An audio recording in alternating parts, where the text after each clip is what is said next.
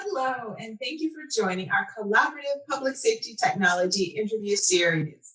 I'm Kathy Francis, Executive Director of the Frederick Community College Mid-Atlantic Center for Emergency Management and Public Safety. It is my pleasure today to introduce our partner, Ms. Amy LaCour, President of Anthem Planning. Amy? Kathy, thank you for having us again this week. Anthem is thrilled to be a part of this and to partner with the Mid-Atlantic Center. So thank you and your team for the hard work put into this interview series.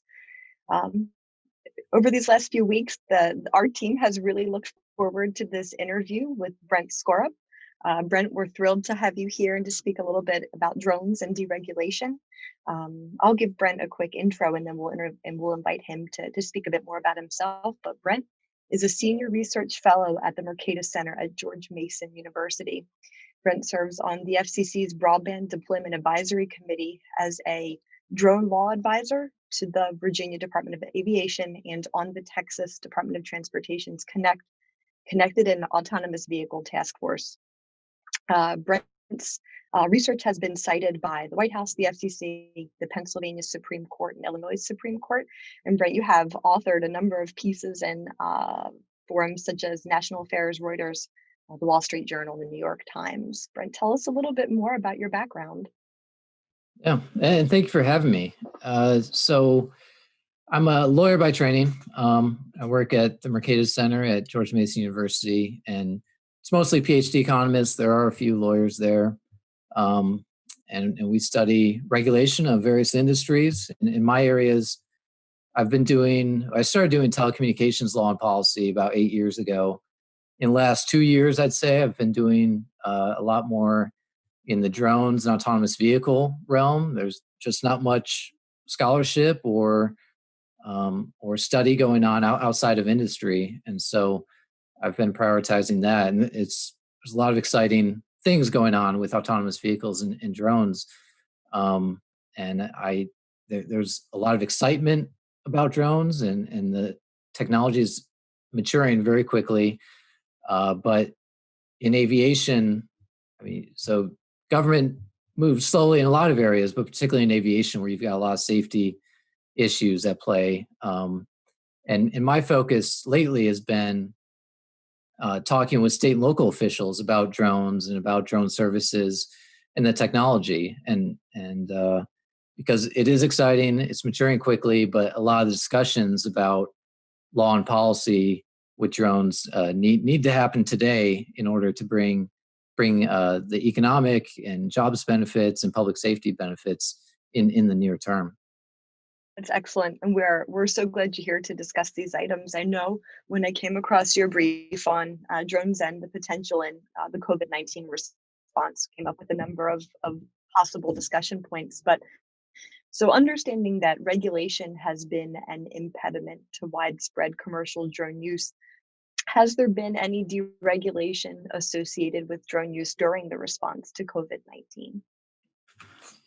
Yeah, you have seen the FAA, as I said, the FAA in particular moves cautiously because their primary goal is safe airspace, safe aviation.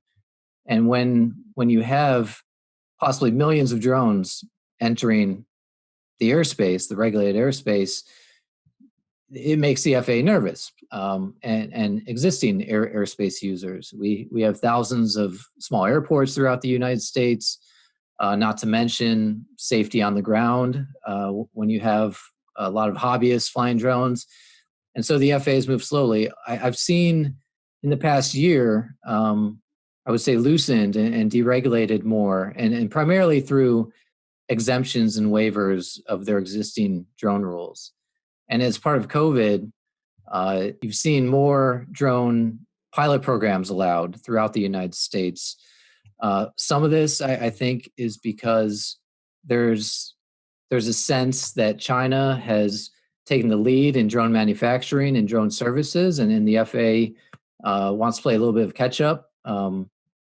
In response to COVID, for instance, you saw a Chinese drone company, SF Express, which is kind of the UPS of China. They made 11 tons worth of medical and COVID-related deliveries and emergency deliveries in recent weeks. And so the FAA and other regulators see this and they realize that we need to bring these services to the United States and to our country. And so I think that drives some of what we've seen lately. And I'll just briefly cover some examples of those exemptions being expanded. In North Carolina, I should add, the U.S. has had about 10 large-scale drone pilot programs throughout the United States for the past few years. And the FAA has coordinated that with states, but you've seen an expansion of a few of those in the last few weeks, partly in response to COVID. North Carolina, they've had a few companies doing medical deliveries across hospital campuses in North Carolina. There was a recent expansion of, say, medical samples. They also allowed a U.S. company called Zipline, who has been operating in Rwanda and Ghana for several years. And Zipline's made, I believe, about 40,000 deliveries to hospitals in Rwanda and Ghana, drone deliveries of medical samples, blood samples, anti-venom serum, and recently COVID tests in Africa, in Rwanda and Ghana. And they're now allowed to operate in North Carolina. I believe it's the first autonomous long-distance drone delivery program in the United States, I think about 20 miles. And they're delivering PPE between medical centers. In Florida, you've seen a small expansion. Drone companies delivering prescription medicine to a retirement community in Florida. In North Dakota, I believe in partnership with Walmart, a small expansion of a program there, doing retail and prescription drug deliveries. Thank you for sharing some of those examples, certainly across the United States, of how drones are being used, and globally. You mentioned China. So would you talk to us just a little bit more about the potential benefits for the deregulation of drone use and your vision of what it could be? Yeah, I mentioned China, and the fact is they are leading the world in drone manufacturing and drone services at this point. It's early, but you've seen U.S. regulators, and including the U.S. military, prioritize drones in the past year, including, believe it or not, passenger drones and kind of large freight drones. And so I think that will continue. I hope that will continue. There's a jobs component. As was mentioned in the bio, I'm on Texas. The DOT has a connected vehicle task force, and part of that has a drone component. And in Texas wants, as part of that, they want to lead the world or the U.S. when it comes to drone jobs and autonomous vehicle jobs and services. For China, they view, and I keep coming back to China because they do have a very developed drone system. They want to lead the world in autonomous aviation, including drones and drone freight. And U.S. obviously will be a major contender in those markets. And so states, you're starting to see them get activated and put together drone advisory programs and fund programs at universities. So there's jobs component, there's economic component. Can you do large scale delivery of, say, Amazon parcels and Walmart groceries, and real-time delivery of medical supplies? I think medical supplies is one of the more exciting aspects of drone delivery, because you have kind of lightweight products that are very valuable that often need real-time delivery. And then public safety elements of drones. And you're seeing things like hazardous material spills, doing inspection with drones, train derailments, getting drones on the scene quickly. One of these pilot programs in the U.S. Has focused on public safety uses of drones. Chula Vista, California, has had a drone program for a few years, and it's really exciting. Some of the things they're doing. They can put a drone on the scene to emergency response, often minutes before, say, police officers or law enforcement can get there. I believe there's one instance where someone called, believed there was an armed man, and the drone with drone surveillance, it was determined that the man had a cigarette lighter, not a gun. and obviously de-escalated a potentially dangerous situation with police. Yeah, in response, hurricane response, cell phone companies are putting cell towers on drones and using that in a short-term way.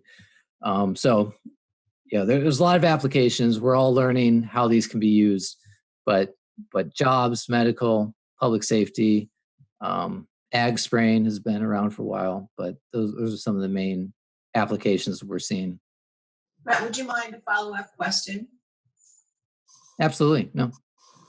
As a national public safety educational leader, our students often ask about jobs, and thank you for mentioning that. So if a student is looking for credentials in a drone application or flight, where do they go? What do they look for? And you mentioned some of the professions that would use a drone. But what type of a position would a student be applying for if they choose to attain these skills? Yeah, it's a good question. There is a nonprofit out there, Drone Responders, and they work closely with first responders and public safety who want to get who want more information about how to use drones. And they're a good group to see. I have no affiliation with them, but I've seen some good work from them. What can a student do? So there is, you can get licensed to operate a drone, Part 107 license for drone operations, and I know friends, I have acquaintances who are getting licensed, and that makes you attractive to a public safety or first responder organization that is thinking about getting involved or having drones. If you're licensed, that's one way. I expect we'll see more public safety and police officers getting licensed for drone operation. And there's a few ways to do that, but Part 107 is the major way that most people get licensed to operate drones. There are university programs and who are starting to certify and educate about drone uses. This is all very early. I'm not, I know a few programs out there, but I expect we'll see more of that in the upcoming years. Thank you. Brent, both Anthem's audience and the Mid-Atlantic Center's audience are largely public safety personnel or will be public safety personnel at some point in their career. If they're interested in an expanded use for drones, either commercially or with their public safety organization, what are the first steps that they might take to explore that expanded use? I think a lot of the more exciting uses of drones right now are with public safety. And part of that is because I suspect the FAA and state departments of transportation will be more comfortable if it's public safety using it as opposed to some small commercial company. And so, I think one thing would be, say, reaching out to Chula Vista, this police department, which I mentioned is part of this national drone program, and see if they have someone who's willing to talk to you and see what are best practices, what are things to avoid. I'm sure they've learned, made some mistakes along the way, or some things that didn't occur as they planned. Drone responders, I mentioned, they're a group that's working with first responders and getting drones into their hands. I'll mention some cautionary tales. I know in response to the COVID crisis, there was I believe it was police department or first responders want to use drones in Connecticut, I believe, to remotely monitor the body temperature of people to see if they had the infection. And there was a big public outcry, and they shelved those plans. So, there's a lot of public caution about drones. Chula Vista, the police department, as they pledged not to use drones for general patrol or general surveillance. And I think that's because they realize if there is an outcry, they could harm not only the commercial drone industry, but also drones for public safety if there's a sense that they're being overbearing about it. So, tread cautiously. I would encourage reaching out to the state DOT, probably, or the state aviation administration. There are probably people in those agencies who want to bring drones to the state, but they want to know that they have local or county partners that they can rely on who can be accountable. And that's what you're seeing right now. Virginia, as you mentioned, I'm on their newly formed drone law advisory committee, and they're drafting regulations and laws for the state of Virginia, and you're seeing these pop up around the nation. Texas, for instance, North Carolina. Often it's one or two people who really believe in this technology who are driving this at the state level. And so, one thing that's in our a few weeks ago, we released a drone readiness report. We ranked all 50 states on their drone readiness, and I think one kind of easy, low-hanging fruit is to stand up a drone advisory committee at the state level and start to think about the public safety elements, the education elements, some of the legal issues with drones. So those two things, I think reaching out to state DOTs or Chula Vista and standing up a drone advisory committee at the state Department of Transportation would be two good things to do. Brent, if you're able to share that report with us that you just referenced, we would be thrilled to share it with our audience as well. Yeah, happy to. Yeah, a drone readiness report card that we did. Excellent. Thank you.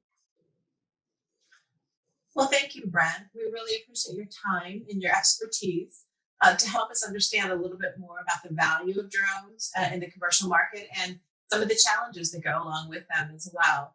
And thank you to Amy Lepore and Anthem Planning for our great partnership on this effort, and the MACEM and Public Safety team who works pretty hard to make sure it all comes together perfectly for you, our audience.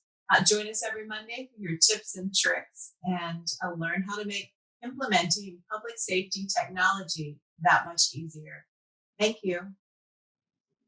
Thank you.